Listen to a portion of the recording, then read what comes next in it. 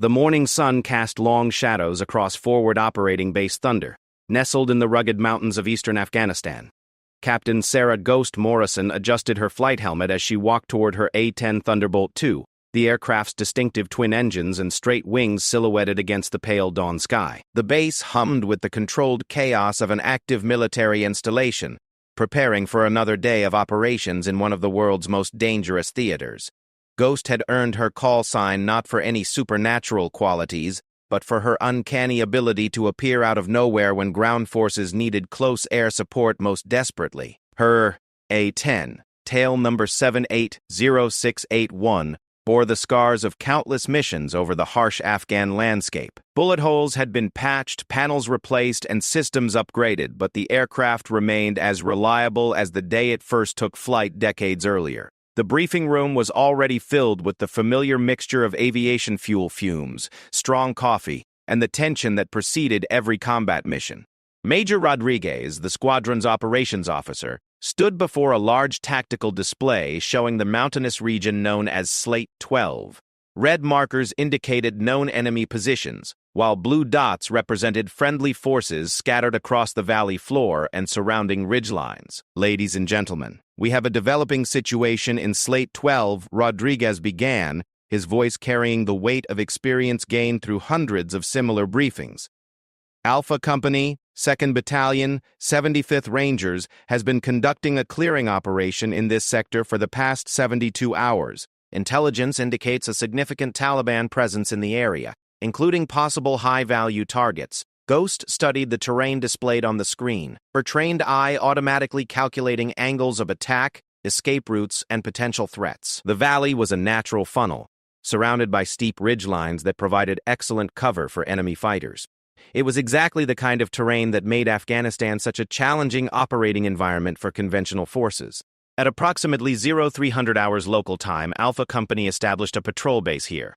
Rodriguez continued, pointing to a position on the valley floor. They've encountered sporadic contact throughout the night, but nothing indicating the size of the force they're actually facing. Lieutenant Colonel Thompson, the squadron commander, stepped forward. His weathered face bore the marks of a career spent in cockpits over hostile territory. Current intelligence suggests we may be looking at a company-sized element or larger. The enemy has had time to prepare positions and coordinate their response. This isn't going to be a quick in and out. Ghost nodded, understanding the implications.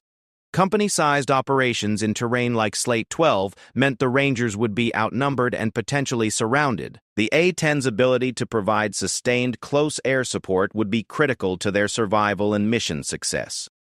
"Weather?" asked Captain Mike Razor Chen, Ghost's wingman for the mission. "Partly cloudy, visibility good, winds light and variable," Rodriguez replied. "No significant weather factors expected for the next 8 hours. However, intelligence indicates possible man-portable air defense systems in the area.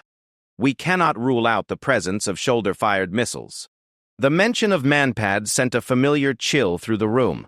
The A-10 was built to survive, but no aircraft was invulnerable to a well-placed surface-to-air missile. Ghost had lost friends to such weapons, and every pilot in the room understood the risks they would face once they crossed into enemy territory. "Rules of engagement remain standard," Thompson continued. "Positive identification required before engagement. Priority targets are crew-served weapons, fighting positions threatening friendly forces, and any vehicles or equipment that pose an immediate danger to our ground forces." Ghost reviewed her mission materials one final time. The Rangers had been tracking a cell responsible for several attacks on coalition convoys, including one that had killed 4 American soldiers the previous week.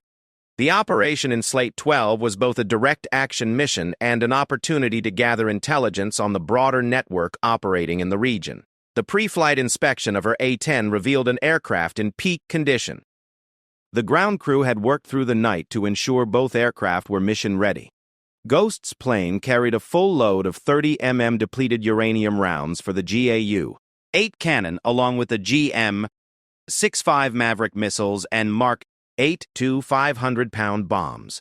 It was enough firepower to level several city blocks, but in the mountains of Afghanistan, precision was more valuable than raw destructive power. "Ghost, you've got primary responsibility for close air support," Thompson explained during the final brief.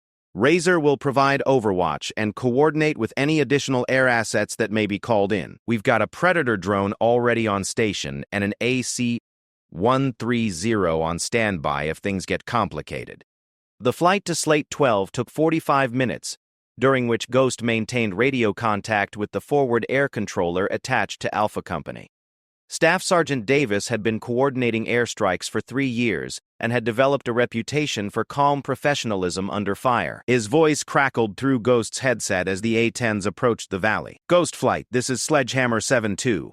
We've got multiple contacts in fighting positions along the northern ridgeline. Estimate platoon-sized element with crew-served weapons. They've got good defilade and are using the terrain effectively.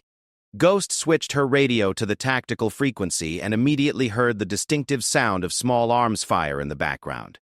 The Rangers were in contact, and from the intensity of the gunfire, it was more than a simple probe or harassment attack.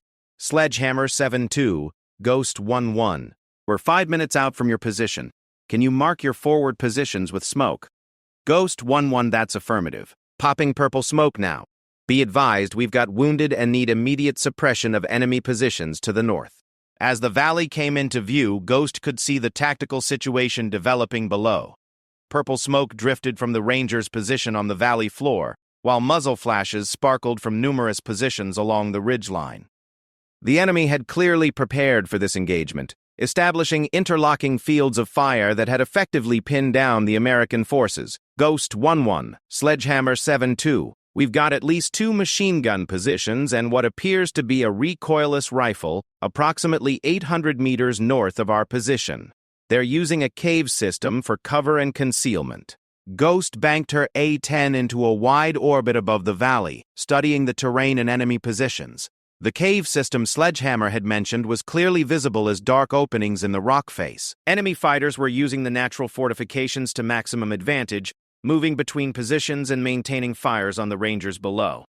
Razor, you see the cave system at our 10 o'clock? Roger that, Ghost. Looks like they've got the whole northern approach covered from those positions. Ghost made her decision quickly.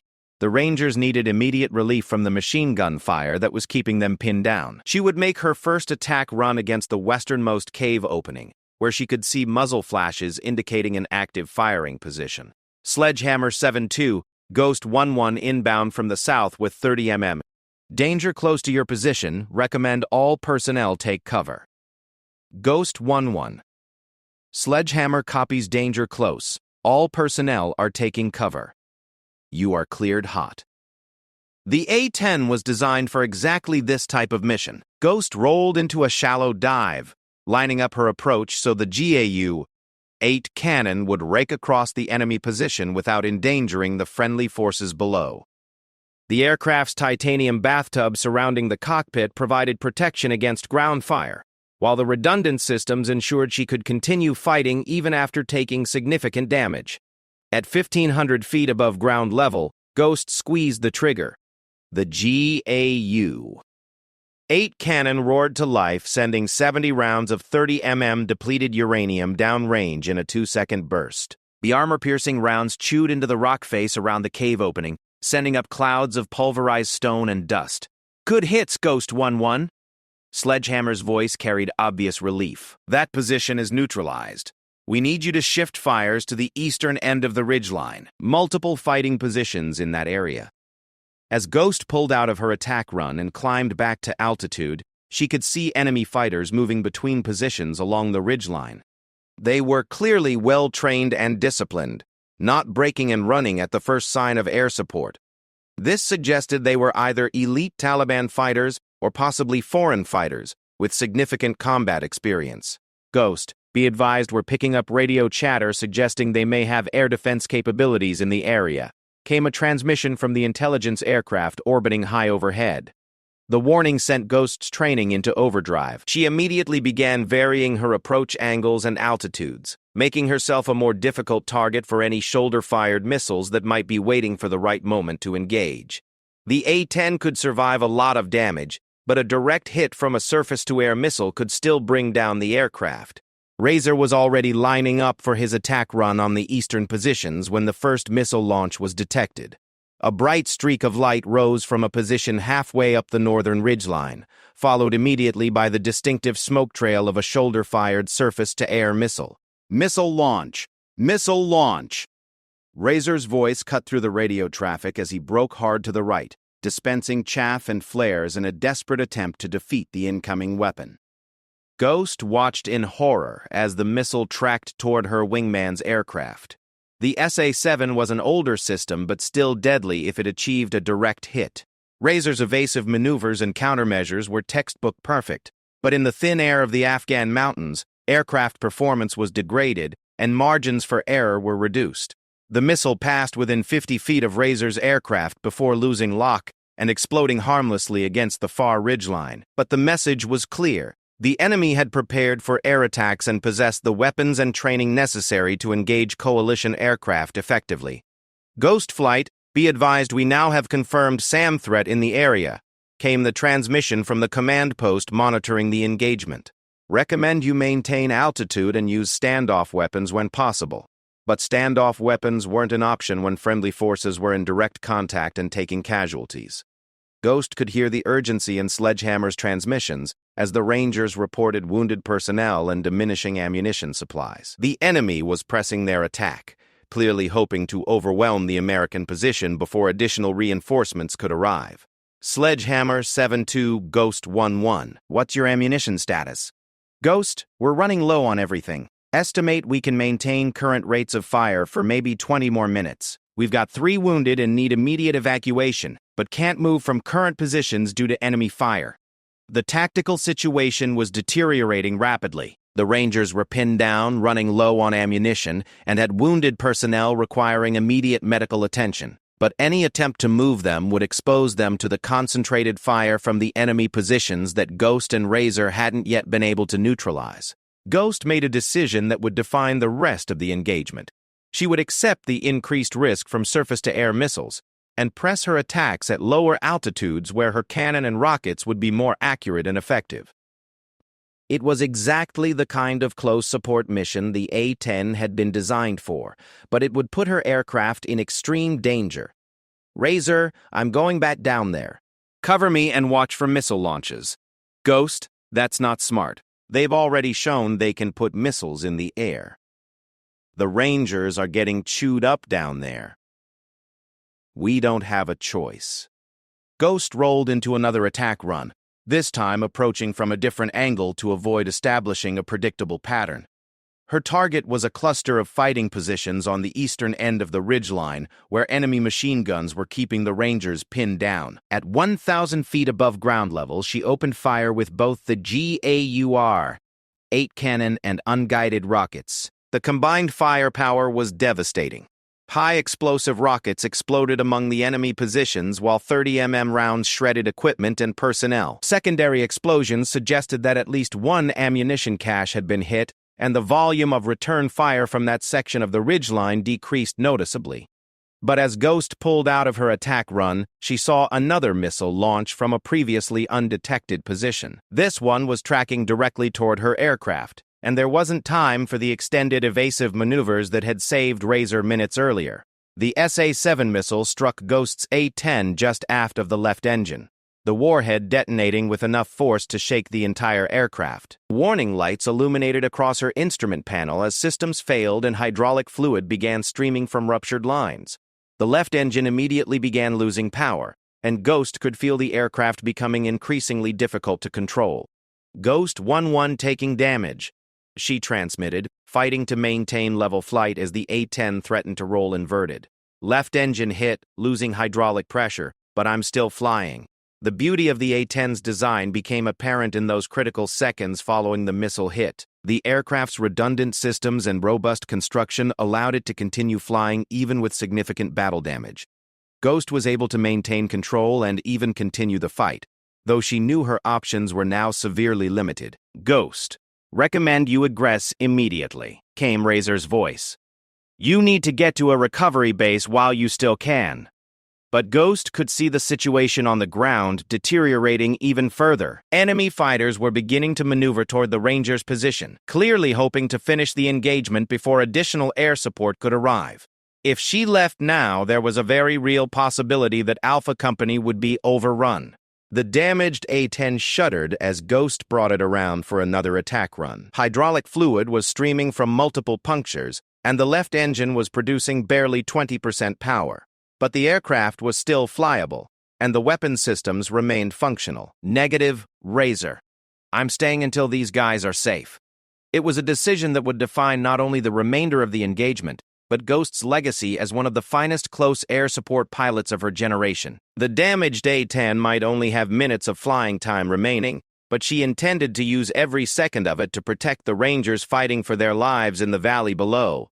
The morning air in Slate 12 grew thick with smoke, and the acrid smell of burning fuel as Ghost's damaged A-10 continued its deadly dance above the valley floor. Hydraulic fluid streamed from her aircraft like crimson tears, leaving a visible trail in the sky that marked her position for every enemy fighter below. Her left engine sputtered and coughed, producing barely enough thrust to keep the aircraft aloft, while warning indicators bathed her cockpit in an ominous red glow. Staff Sergeant Davis pressed himself against the rocky outcropping that provided minimal cover from the intense enemy fire. Around him, the Rangers of Alpha Company maintained disciplined fire control despite their deteriorating tactical situation. Private Martinez lay behind a boulder 10 meters to Davis's left, his leg wrapped in hastily applied bandages after shrapnel from an enemy mortar round had torn through his calf muscle. Sledgehammer 7-2, Ghost 1-1. I'm setting up for another gun run on the northern positions. How are your casualties? Davis keyed his radio while simultaneously scanning the ridgeline through his binoculars. Ghost, we've got 3 wounded. 1 serious. Corman says Martinez needs immediate evacuation or he's going to bleed out.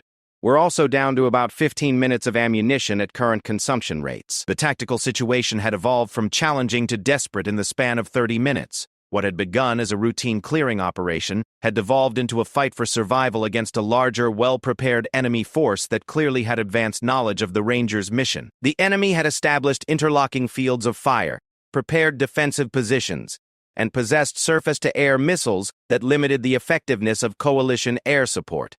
Ghost rolled her crippled A-10 into position for another attack run, compensating for the reduced power from her damaged left engine. The aircraft handled like a wounded bird, requiring constant adjustments to maintain straight and level flight. But the GAU-8 cannon remained functional, and she still had several Maverick missiles that could engage point targets with precision accuracy. Sledgehammer, I need you to lace the cave system on the eastern end of the ridgeline. I'm going to put a Maverick right into the mouth of that cave. Davis adjusted his position to get a clear line of sight to the target area. The laser designation system built into his equipment would provide terminal guidance for Ghost's missile, ensuring accurate placement even in the difficult terrain. Roger, Ghost. Lasers on, code 1688. The AGM-65 Maverick missile separated from Ghost's aircraft with a small puff of smoke, its electro-optical seeker head immediately acquiring the laser designation from Davis's position. The missile streaked across the valley in less than 5 seconds, disappearing into the dark opening of the cave system before detonating with tremendous force. The explosion was visible as a bright flash from within the cave, followed by a secondary blast that suggested the missile had struck an ammunition storage area. Rocks and debris cascaded down the mountain face as the cave system partially collapsed, permanently sealing one of the enemy's primary firing positions. Outstanding hit, Ghost. That position is completely neutralized, but we're still taking heavy fire from positions to the west and north. Ghost surveyed the battlefield from her elevated position, noting the positions where muzzle flashes continued to sparkle against the mountainside. The enemy was well disciplined and clearly experienced in fighting coalition forces. Rather than breaking contact after taking heavy casualties, they were maintaining pressure and attempting to maneuver into positions where they could finish off the pinned Rangers. The radio crackled with a transmission from the Tactical Operations Center monitoring the engagement. Ghost 1-1 Hammer 7-6. We've got additional support inbound to your location. Estimate 2 F-16s with precision munitions 20 minutes out.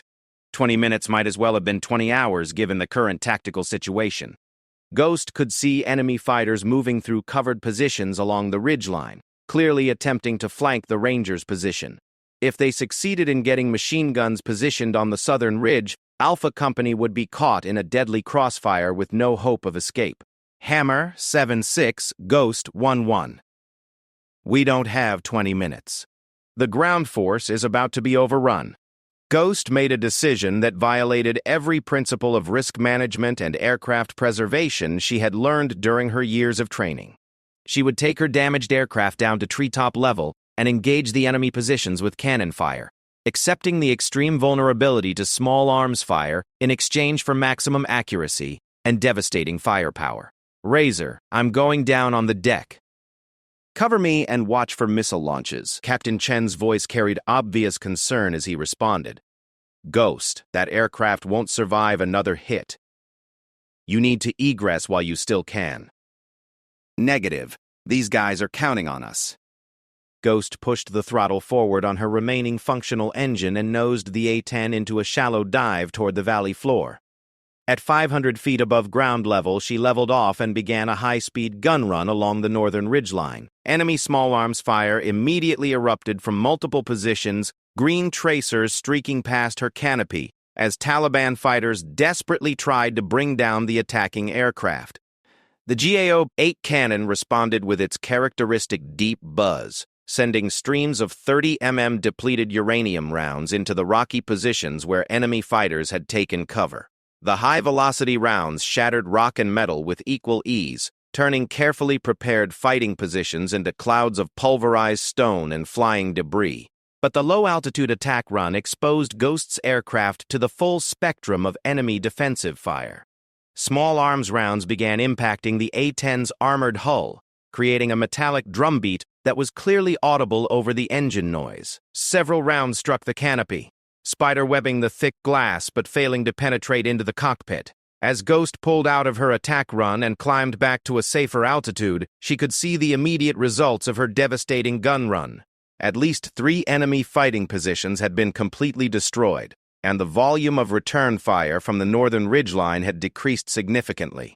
But her aircraft had paid a heavy price for the success. Additional warning lights illuminated across her instrument panel as systems damaged by small arms fire began failing. The right engine began running rough, suggesting that debris or bullet fragments had damaged the intake or internal components. Hydraulic pressure continued to drop as multiple punctures in the lines allowed fluid to escape faster than the backup systems could compensate. Ghost 1-1, you're streaming a lot of smoke, Razor observed from his overwatch position. Looks like you've taken additional hits. Ghost conducted a quick assessment of her aircraft's condition. The flight controls were becoming increasingly sluggish as hydraulic pressure dropped. Engine performance was degraded on both sides, though not critically. Most concerning was the fuel gauge, which showed a much faster consumption rate than normal, suggesting that the fuel system had been compromised by enemy fire. Roger, Razor. Aircraft still flyable, but I'm not going to have much time left up here. On the ground, the tactical situation was showing signs of improvement. Davis could see that Ghost's devastating gun runs had significantly reduced the enemy's ability to maintain coordinated fires on the Ranger's position. Several of his men were already maneuvering to better defensive positions, taking advantage of the temporary respite provided by the air support. Ghost 1-1, Sledgehammer 7-2. That last gun run was exactly what we needed. Enemy pressure is decreasing, and we're starting to get some freedom of movement down here. But even as the immediate pressure decreased, Davis could see enemy fighters regrouping in positions further up the ridgeline. They were clearly experienced in dealing with close air support and understood that damaged aircraft couldn't remain on station indefinitely. The enemy was trading time for space, withdrawing to more defensible positions while waiting for the coalition air support to depart. Sledgehammer, Ghost 1-1. I need an honest assessment of your tactical situation. Can you hold your current position if I have to egress for emergency recovery? Davis studied his tactical map and consulted with his squad leaders before responding. The Rangers had taken casualties and expended significant ammunition during the prolonged firefight. They were in a defensible position, but would be vulnerable to renewed attack if left without air support for an extended period. Ghost, we can hold for maybe 30 minutes, if the enemy doesn't press their attack. But if they come at us again with the same intensity, we're going to need immediate support. The tactical dilemma was clear and brutal in its simplicity. Ghost's aircraft was critically damaged and unlikely to survive another engagement with enemy surface-to-air missiles. Standard procedure would be to egress immediately for emergency recovery at the nearest suitable airfield, but leaving would expose the Rangers to renewed attack from an enemy force that still possessed significant combat capability. Ghost made her decision with the same calm professionalism that had earned her reputation as one of the squadron's finest pilots. She would remain on station until the F-16s arrived, regardless of the risk to her aircraft and crew. It was exactly the kind of sacrifice that defined the A-10 community's commitment to supporting ground forces. Sledgehammer Ghost 1-1. I'm staying until the fast movers arrive. Continue to call for fires as needed. The next 15 minutes passed in a deadly game of cat and mouse as Ghost used her remaining ammunition to engage enemy positions attempting to maneuver closer to the Rangers. Her aircraft continued to deteriorate with each passing minute, systems failing and performance degrading as battle damage accumulated. The right engine finally seized completely after ingesting debris from one of the exploding enemy positions. Ghost shut down the damaged power plant and continued flying on the left engine alone, though its performance was severely limited by the earlier missile damage. The A-10 was designed to fly on one engine, but not while carrying external stores and operating at high altitude in mountainous terrain. Ghost, your aircraft is really starting to smoke badly, Razor observed. I can see flames coming from the right engine compartment. Ghost glanced at her engine fire warning indicators, noting that the right engine fire suppression system had already activated automatically. The fire appeared to be contained, but the aircraft was clearly approaching the limits of its ability to remain airborne. Roger, Razor. I'm showing engine fire warnings, but the suppression system seems to be handling it. The radio crackled with a new transmission that brought hope to everyone monitoring the tactical frequency. Ghost Flight, Viper 1-1 and 1-2, checking in with precision munitions, ready to provide immediate support. The arrival of the F-16s changed the tactical equation significantly. With precision-guided munitions and fresh aircraft, they could engage the remaining enemy positions, while Ghost's damaged A-10 egressed for emergency recovery. But as Ghost began coordinating the handoff of close air support responsibilities, a new crisis developed on the ground. All stations, Sledgehammer 7-2. We've got approximately 20 enemy fighters moving to assault positions on the southern ridge. They're going to try to overrun our position while we're focused on the northern threats.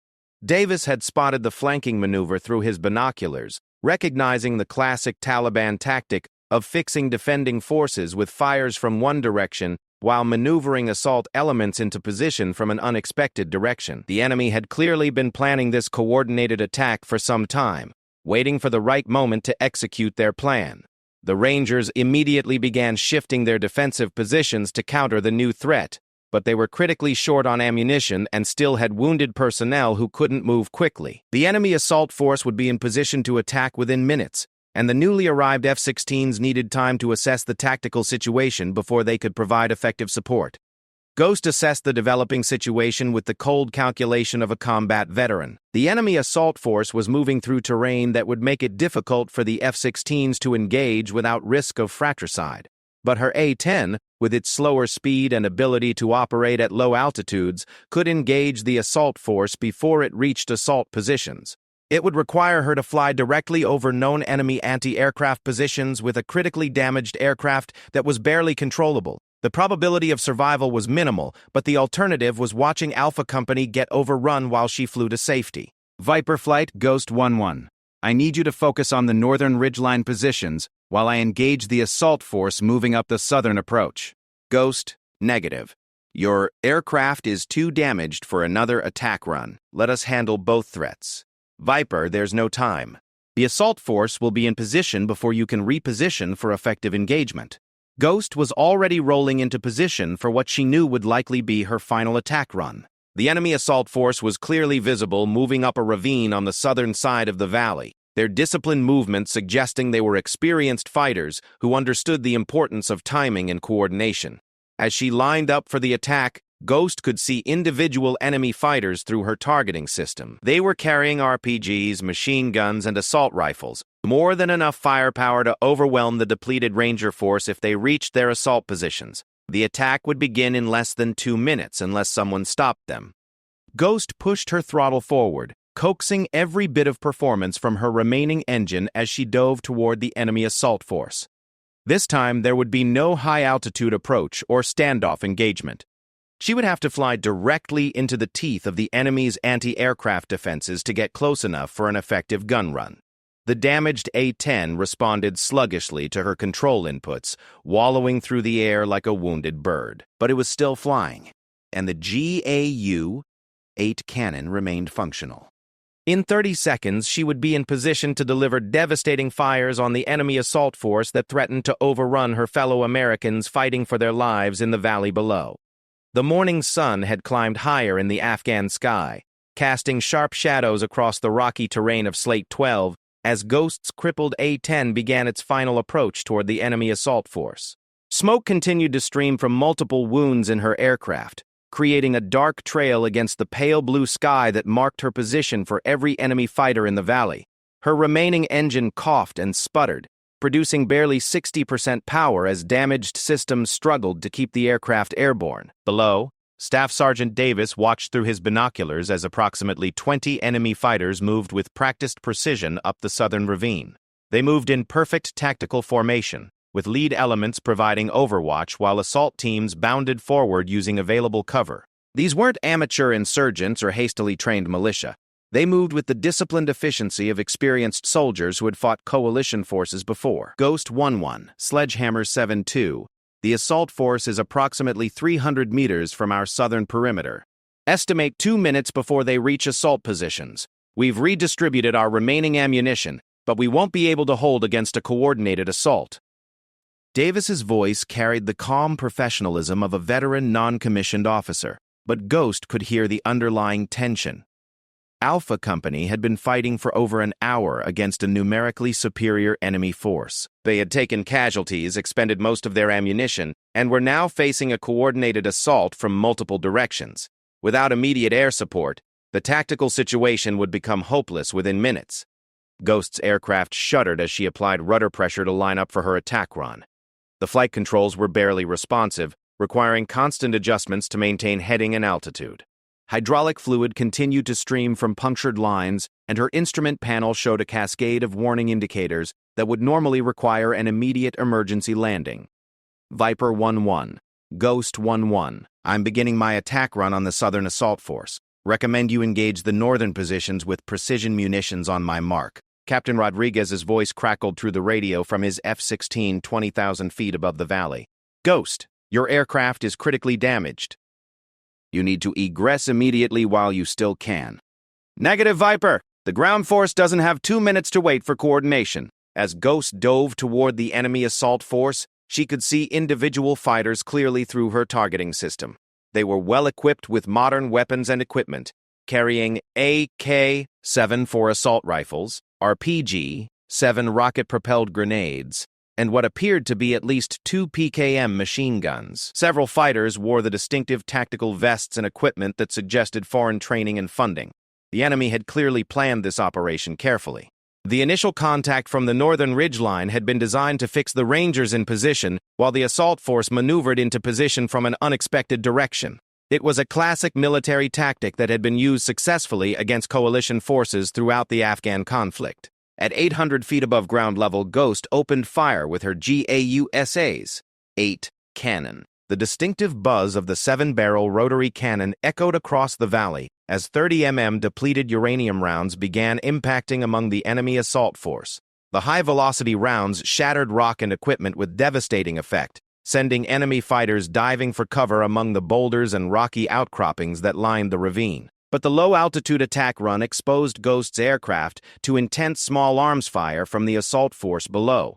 Green tracers streaked past her canopy as enemy fighters fired every weapon they possessed at the attacking aircraft. AK-74 rounds sparked off the A-10's armored hull, while heavier machine gun fire began finding gaps in the aircraft's protection. The first serious hit came from an enemy machine gunner who had taken position behind a large boulder. A burst of PKM machine gun fire struck Ghost's aircraft just forward of the cockpit, several rounds penetrating the nose section and damaging flight control systems. The A-10 immediately became even more difficult to control, requiring constant pressure on the stick to maintain level flight. Ghost 1-1 taking heavy ground fire! Ghost transmitted as she pulled out of her attack run. Multiple hits, but I'm still flying. Through his binoculars, Davis could see the immediate effect of Ghost's gun run. At least 6 enemy fighters had been killed or wounded, and the assault force's advance had been temporarily halted as survivors sought cover. But he could also see that the enemy was regrouping quickly, and several fighters were already beginning to maneuver toward new positions. Ghost, good hits on the assault force, but they're still moving. We need another gun run to stop them completely. Ghost brought her damaged aircraft around for a second attack, but the A-10's performance had degraded significantly. The nose-mounted flight control systems that had been damaged by machine gun fire were causing the aircraft to fly nose-heavy, requiring constant back pressure on the stick to prevent an uncontrolled dive. As she lined up for her second attack run, Ghost noticed movement on the northern ridgeline that sent ice through her veins. An enemy fighter had emerged from one of the cave systems, carrying what was unmistakably a shoulder-fired surface-to-air missile. The 7 launcher was clearly visible in her targeting system, and the enemy fighter was already tracking her aircraft's approach. Missile threat. Missile threat. Ghost transmitted as she began evasive maneuvers, but with her aircraft's degraded performance and limited maneuverability, her options were severely restricted. The SA-7 missile launched with its characteristic bright flash and smoke trail, streaking across the valley toward Ghost's aircraft.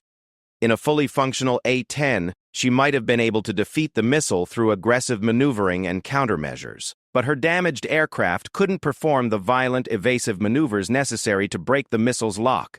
Ghost dispensed chaff and flares while pulling her aircraft into as tight a turn as the damaged flight controls would allow. The missile passed within 30 feet of her aircraft before losing lock and exploding against the far ridgeline. But the close call had forced her to abort her attack run, giving the enemy assault force precious time to continue their advance toward the Rangers' position. Sledgehammer 7-2, Ghost 1-1. I had to break off the attack due to missile threat. What's the status of the assault force? Davis's response carried new urgency. Ghost, they're moving again. Estimate 90 seconds before they reach assault positions on our southern flank. We're repositioning, but we don't have enough people to cover all approaches. The tactical situation had reached a critical decision point. Ghost's aircraft was severely damaged and barely controllable. Another missile launch would almost certainly result in a successful hit that would bring down the aircraft. But without immediate air support, the enemy assault force would overrun Alpha Company's position within minutes. Ghost made her decision with the same calm determination that had characterized her entire military career. She would press the attack regardless of the missile threat, accepting the near certainty of being shot down in exchange for stopping the enemy assault force before it could reach the Rangers. Viper 1-1. Ghost 1-1. I'm going back down there. If I don't make it out, make sure you get these guys home safe. Captain Rodriguez's voice carried obvious emotion as he responded. Ghost, don't do this. We can find another way. Negative, Viper. There is no other way. Ghost rolled her crippled A-10 into position for what she knew would be her final attack run. The aircraft responded sluggishly to her control inputs, wallowing through the air with the grace of a falling brick. But the GAU-8 cannon remained functional, and she still had enough ammunition for one more devastating gun run. As she began her dive toward the enemy assault force, Ghost could see the missile team on the northern ridgeline preparing to engage her aircraft again. The SA-7 launcher was already aimed in her direction, and she could see the enemy fighter tracking her approach. There would be no evading this missile. Her only chance was to complete her attack run before the weapon could be fired. At 600 feet above ground level, Ghost opened fire with everything her aircraft had remaining. The GAU-8 cannon roared continuously as she walked her fire across the enemy assault force, the 30mm rounds creating a path of destruction that shattered rocks and obliterated everything in their path. Several enemy fighters were caught in the open and killed instantly, while others were wounded by flying debris and shrapnel. But even as her cannon fire devastated the enemy assault force, Ghost could see the missile launch from the northern ridgeline. The SA-7's bright exhaust plume was clearly visible as it streaked across the valley toward her aircraft. This time, there would be no last-second evasion or lucky miss. The missile struck Ghost's A-10 directly behind the cockpit, the warhead detonating with tremendous force, that shattered the aircraft's spine and severed critical flight control cables. The impact threw Ghost forward against her restraint system as the aircraft immediately became uncontrollable, rolling inverted and beginning a steep dive toward the valley floor.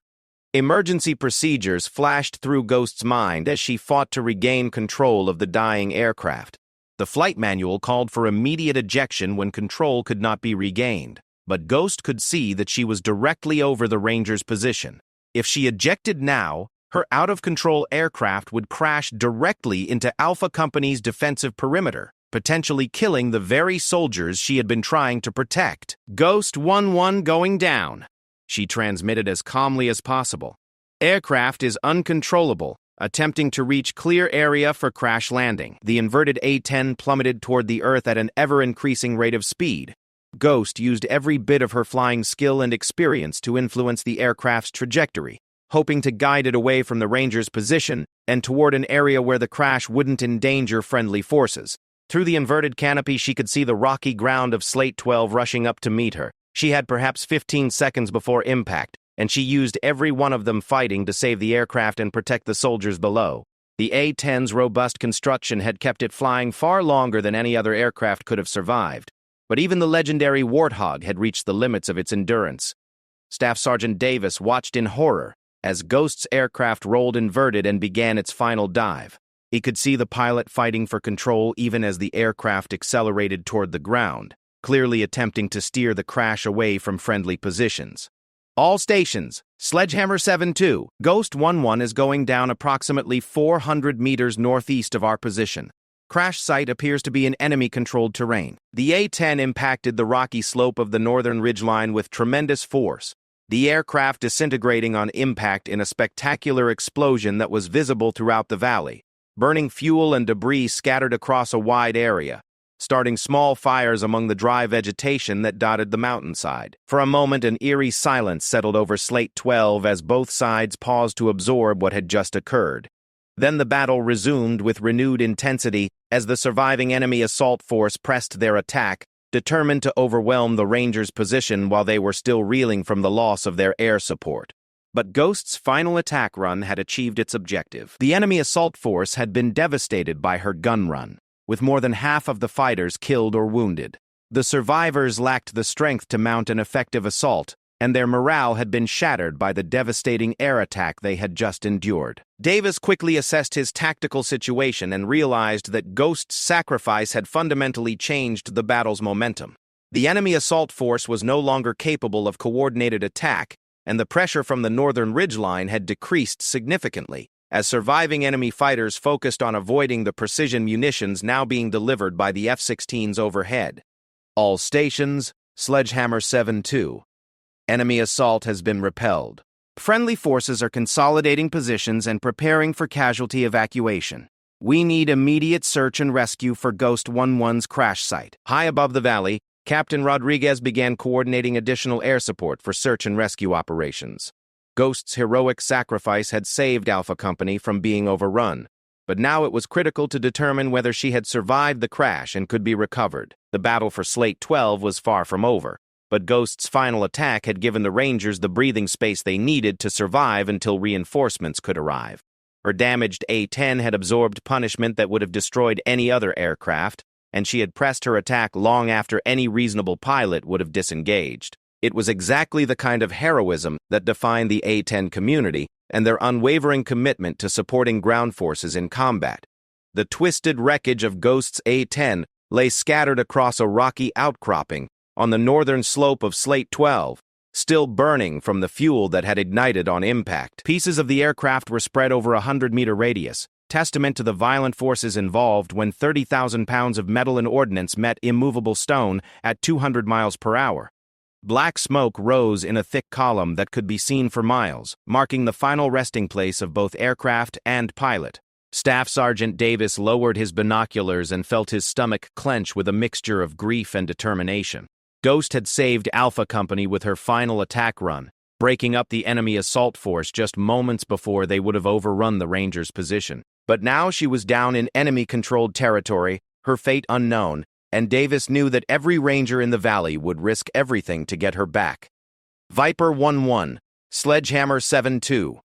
We need immediate battle damage assessment on Ghost 11's crash site. Can you determine pilot status? Captain Rodriguez banked his F-16 into a steep turn, bringing his advanced sensors to bear on the smoking wreckage below.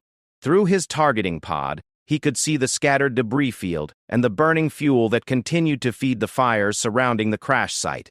But the smoke and flames made it impossible to determine whether Ghost had survived the impact. Sledgehammer Viper 11.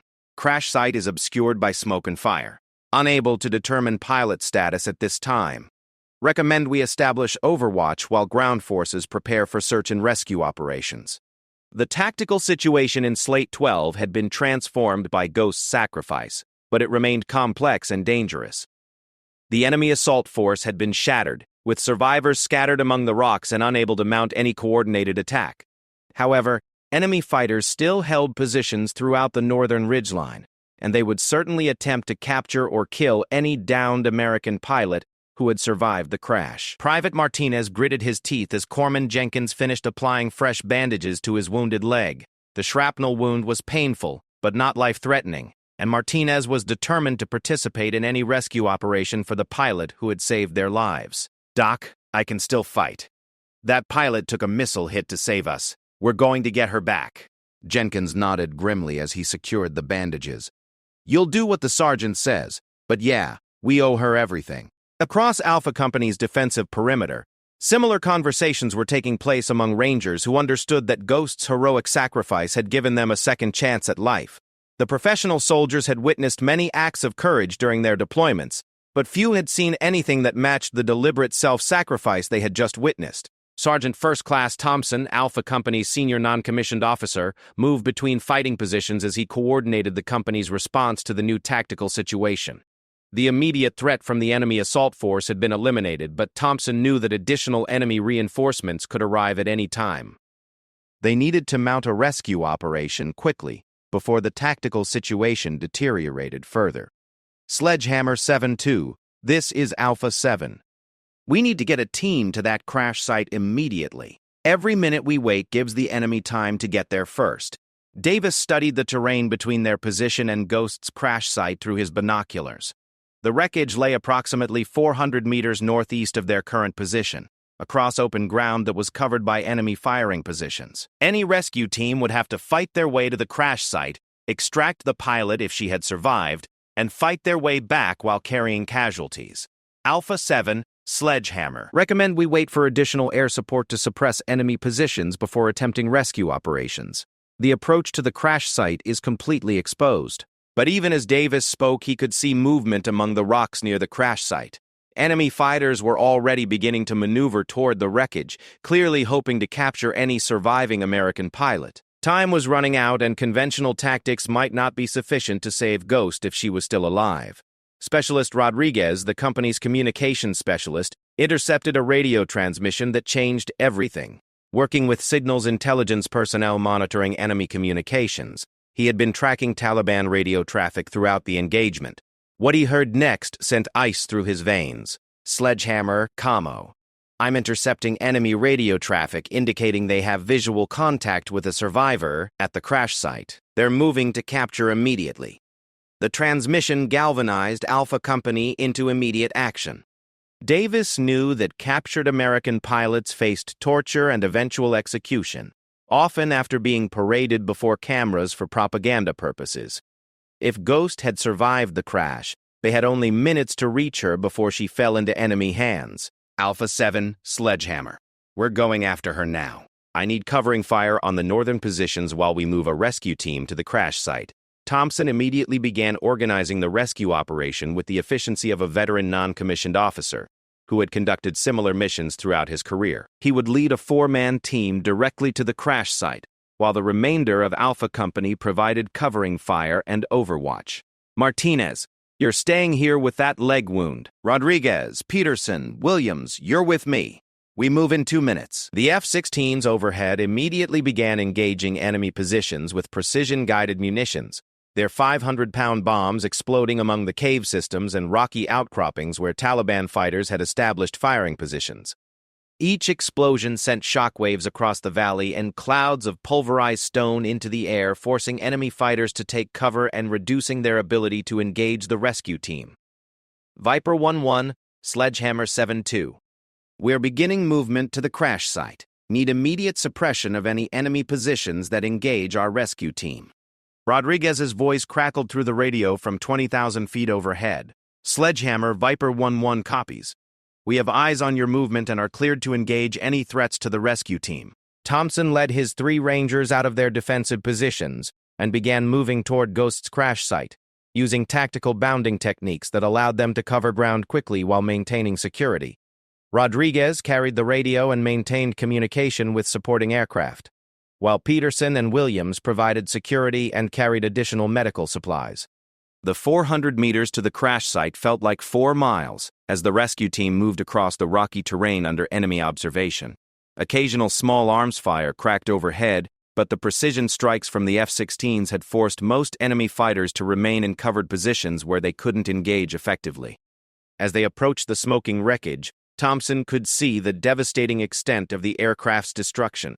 The A-10 had impacted the mountainside at tremendous speed, breaking apart and scattering debris across a wide area. The titanium bathtub that protected the pilot's cockpit had been thrown clear of the main wreckage, and Thompson felt his heart rate increase as he realized there might actually be a chance that Ghost had survived. "I've got eyes on the cockpit section," Thompson radioed back to Davis.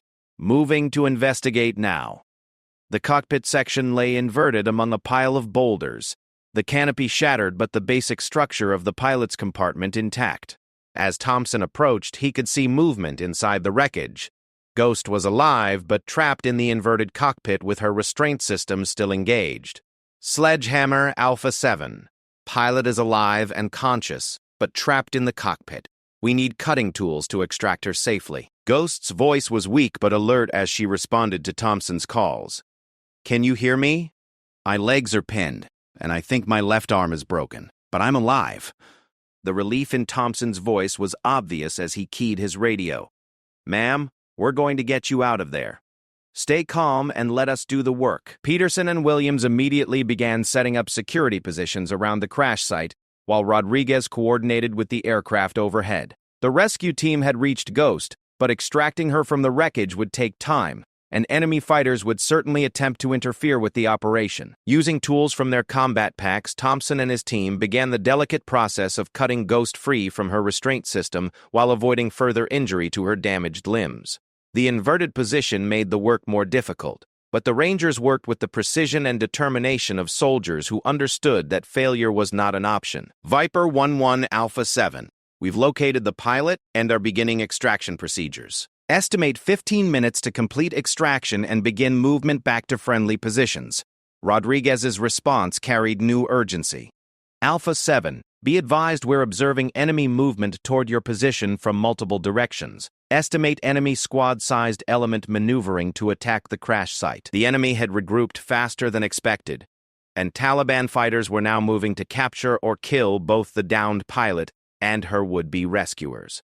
Thompson could see muzzle flashes beginning to appear among the rocks as enemy fighters established firing positions around the crash site. Peterson, Williams, we've got company coming.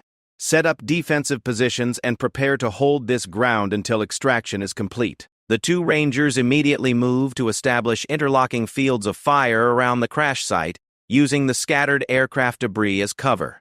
Their M4 carbines and attached grenade launchers gave them significant firepower, but they were outnumbered and would need support from the aircraft overhead to hold their positions. As Thompson continued working to free Ghost from the wreckage, the first enemy small arms fire began impacting around their position. The Taliban fighters had closed to within effective range and were beginning a coordinated assault designed to overwhelm the small rescue team before additional support could arrive. Viper 1-1 Alpha 7 taking effective fire from multiple directions. Need immediate close air support on enemy positions surrounding the crash site. The F-16s immediately responded with devastating precision strikes, their targeting pods allowing them to distinguish between friendly and enemy forces even in the complex terrain around the crash site. 500-pound bombs exploded among the enemy positions, sending shockwaves across the mountainside and temporarily suppressing the incoming fire. But Thompson knew they were running out of time. Ghost was nearly free from the wreckage, but she would need to be carried back to friendly lines due to her injuries. The enemy would certainly press their attack, and the small rescue team couldn't hold their position indefinitely against superior numbers. Rodriguez? Get on the radio and tell Sledgehammer we're going to need covering fire for our movement back to friendly positions. And tell them we're bringing Ghost home. Ghost's eyes met Thompson's as he made the final cuts to free her from the restraint system. Despite her pain and injuries, she managed a weak smile that conveyed everything that needed to be said between soldiers who had risked everything for each other. Sergeant, thank you for coming after me. I wasn't sure anyone would make it in time. Thompson's response was immediate and heartfelt. Ma'am, after what you did for us, every ranger in this valley would have crawled through hell to get you back. Now let's get you home. The extraction of Ghost from her crashed A-10 had taken longer than anticipated, and Sergeant First Class Thompson could see enemy fighters moving through the rocks toward their position with increasing boldness. The F-16s overhead had bought them precious time with their precision strikes, but ammunition was finite, and the enemy seemed determined to capture or kill both the downed pilot and her rescuers. Ghost winced as Thompson and Rodriguez carefully lifted her from the inverted cockpit section. Her left arm hung at an unnatural angle, clearly broken in at least one place, and both legs showed evidence of significant injury from the impact. But she was conscious and alert, her training keeping her focused despite the obvious pain she was experiencing. I can walk, Ghost insisted as the Rangers prepared to carry her back to friendly positions. Just give me some support. Thompson shook his head firmly. Ma'am, with respect, you're not walking anywhere on those legs. We're carrying you out, and that's final. Peterson and Williams maintained their defensive positions around the crash site, their rifles tracking movement among the rocks as enemy fighters continued to close on their position. The scattered debris from the A-10 provided some cover, but it wouldn't stop determined assault if the Taliban managed to coordinate their attack effectively. Viper 1-1, Alpha 7, beginning movement back to friendly positions with the pilot. We're going to need continuous close air support during our withdrawal. Captain Rodriguez's voice carried obvious concern as he responded from his F-16. Alpha 7, be advised we're tracking multiple enemy elements converging on your position. Estimate 15 to 20 fighters moving to cut off your withdrawal route. The tactical situation was deteriorating rapidly. The enemy had recognized the importance of capturing or killing the American pilot and her rescuers, and they were committing significant resources to the effort.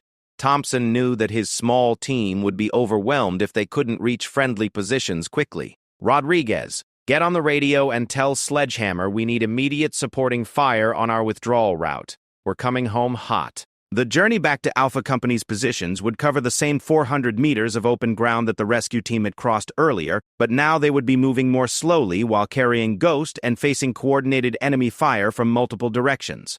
It would require perfect coordination between ground forces and air support to succeed. Staff Sergeant Davis had been monitoring the rescue operation from Alpha Company's defensive positions, and he immediately began organizing supporting fires to cover the team's withdrawal. Every ranger who could effectively engage targets at that range was assigned specific sectors to cover, while Davis coordinated with the F-16s to ensure that airstrikes wouldn't endanger the rescue team. Alpha 7, Sledgehammer 7-2. We have all available weapons oriented on your withdrawal route. On your command, we'll initiate suppressive fires to cover your movement. Thompson made a final check of his team's equipment and readiness before beginning the most dangerous phase of their mission. Ghost was secured in an improvised stretcher made from equipment straps and a poncho liner, with Rodriguez and Williams carrying the stretcher while Thompson and Peterson provided security. Sledgehammer, Alpha 7, beginning movement now, initiate supporting fires. The valley immediately erupted in coordinated gunfire as Alpha Company's Rangers engaged every visible enemy position along the withdrawal route. MEM-4 carbines, M249 squad automatic weapons, and M240 machine guns opened fire simultaneously, sending thousands of rounds downrange to suppress enemy fighters and force them to take cover. Overhead, the F-16s added their own devastating contribution to the suppressive fires. 500-pound bombs exploded among known enemy positions, while 20 cannon fire from the aircraft's internal guns raked suspected hiding places with high-velocity rounds. The combined firepower created a corridor of relative safety for the rescue team's movement. But despite the overwhelming supporting fires, enemy fighters continued to engage the rescue team as they moved across the open ground. AK-74 rounds cracked overhead, while occasional RPG rounds exploded nearby, sending shrapnel whistling through the air around the Rangers. Taking fire from the right flank, Peterson called out as he engaged an enemy position with his M4 carbine. 3 to 4 fighters in the rocks at our 2 o'clock. Williams immediately shifted his aim while continuing to carry Ghost's stretcher, placing accurate rifle fire on the enemy position until return fire ceased. The young Ranger's ability to fight effectively while carrying a wounded pilot demonstrated the exceptional training and dedication that characterized the 75th Ranger Regiment. Ghost remained conscious throughout the withdrawal, her pilot's training helping her stay calm despite the intense combat raging around her. She could hear the distinctive sounds of different weapons systems and understood that her fellow Americans were risking everything to bring her home safely. "How much further?" she asked through gritted teeth as another RPG exploded nearby. "Halfway there, ma'am," Rodriguez replied without breaking stride. "Alpha companies got us covered." The F-16s continued their devastating attacks on enemy positions, but Captain Rodriguez was becoming increasingly concerned about ammunition levels. Each aircraft carried a finite load of precision munitions, and they had been engaging targets continuously for over an hour. If the rescue team encountered serious resistance during the final phase of their withdrawal, air support might not be available. Sledgehammer, Viper 1-1. Be advised we're approaching minimum ammunition levels. Estimate 5 more precision strikes before we'll need to return to base for rearmament. Davis acknowledged the transmission while never taking his eyes off the rescue team's progress through his binoculars. They were now within 200 meters of friendly positions, but that was still well within effective range of enemy small arms fire. The most dangerous part of their journey was yet to come. As the rescue team approached the final 100 meters to safety, the enemy launched their most determined assault of the entire engagement. Approximately 15 Taliban fighters emerged from concealed positions and began a coordinated rush toward the rescue team, clearly hoping to overrun them before they could reach the protection of Alpha Company's defensive perimeter. "Contact front! Contact front!" Thompson shouted as he engaged the lead enemy fighters with his M4 carbine. "Multiple fighters advancing on our position!" The rescue team immediately went into action with the precision of well-trained soldiers.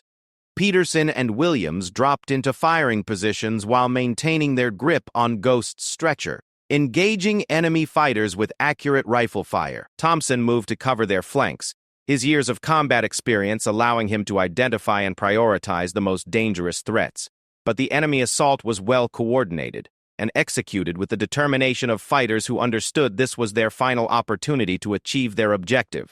Several Taliban fighters had gotten within 50 meters of the rescue team before being engaged, and they continued to advance despite taking casualties from both ground and air fire. "Viper 1-1, Alpha 7, we need immediate close air support on enemy fighters advancing on our position. Danger close to friendly forces." Rodriguez didn't hesitate despite the extreme proximity of friendly and enemy forces.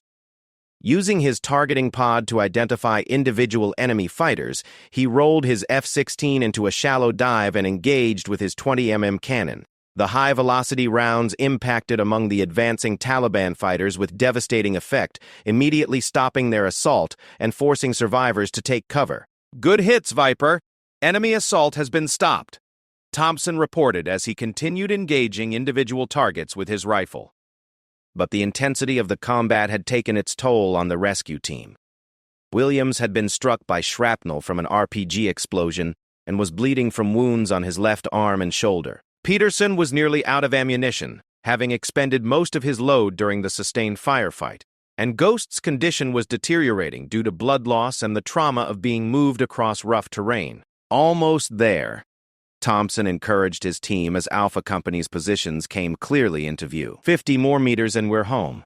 Davis had moved Alpha Company's casualty collection point as close as possible to the rescue team's approach route, and Corman Jenkins was already preparing to treat Ghost's injuries as soon as she arrived. Additional medical supplies had been prepared, and a landing zone was being cleared for the medical evacuation helicopter that was already en route to Slate 12. The final 50 meters passed in a blur of desperate movement and covering fire. Rangers from Alpha Company provided intensive suppressive fires on all known enemy positions, while the rescue team made their final sprint to safety. Ghost remained conscious throughout the ordeal, her determination and training helping her endure the pain and trauma of the evacuation. Sledgehammer 7-2 Alpha 7. Package delivered. Ghost is safe in friendly hands. The relief in Thompson's voice was matched by cheers from Rangers throughout Alpha Company's defensive positions. They had achieved what many considered impossible, conducting a successful rescue operation in the middle of an active firefight against superior enemy forces. But more importantly, they had brought home the pilot who had sacrificed everything to save their lives. Corpsman Jenkins immediately began treating Ghost's injuries with the skill of a combat medic who had saved countless lives during multiple deployments. Her left arm was indeed broken in 2 places, and both legs showed evidence of significant trauma from the aircraft impact. But her vital signs were stable, and Jenkins was confident she would make a full recovery. "Ma'am, you're going to be fine," Jenkins assured Ghost as he administered pain medication and secured her broken arm. "The helicopter will be here in 20 minutes, and you'll be in a proper hospital before noon." Ghost managed a weak smile despite her injuries. "Thank you, Doc, and thank everyone here. I know what they risked to come get me." Staff Sergeant Davis approached the casualty collection point as Jenkins continued his treatment of Ghost's injuries. The battle for Slate 12 was effectively over, with enemy forces withdrawing in the face of overwhelming air support and the imminent arrival of additional coalition ground forces. "Ma'am, I wanted to personally thank you for what you did out there," Davis said quietly. "Your sacrifice saved every man in this company. We won't forget." Ghost's response was immediate and heartfelt. "Sergeant, it was my honor to serve with Rangers like you." The medical evacuation helicopter arrived exactly on schedule, landing in the makeshift landing zone that Alpha Company had prepared among the rocks and scattered vegetation of Slate 12. The aircraft's crew worked with practiced efficiency to load Ghost aboard, along with the other wounded Rangers who required immediate medical attention. As the helicopter lifted off and disappeared toward the south, carrying Ghost to the advanced medical facility where she would begin her recovery, the Rangers of Alpha Company began the process of consolidating their positions and preparing for extraction.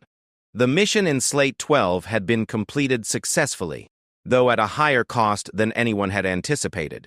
Captain Rodriguez circled overhead in his F-16, watching the helicopter disappear into the distance.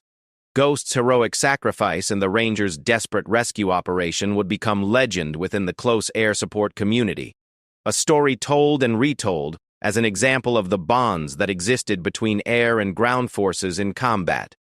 The battle for Slate 12 was over, but its impact would be felt for years to come. Ghost's willingness to sacrifice her aircraft and risk her life to protect ground forces exemplified the very best traditions of military aviation, while the Rangers' determination to rescue her demonstrated the unwavering loyalty that existed between soldiers who had fought together. In the months that followed, Ghost would undergo extensive medical treatment and rehabilitation for her injuries. Her flying career was over, but she would find new ways to serve and contribute to the military aviation community that had shaped her life. The Rangers of Alpha Company would continue their deployment, carrying with them the memory of a pilot who had been willing to give everything to ensure they came home alive. The wreckage of Ghost's A-10 would remain on the mountainside of Slate 12 for years afterward, a permanent memorial to heroism and sacrifice in one of the world's most dangerous places. And the story of that morning's battle would be told and retold, ensuring that future generations would understand the true meaning of service, sacrifice, and the bonds forged in combat between those who serve.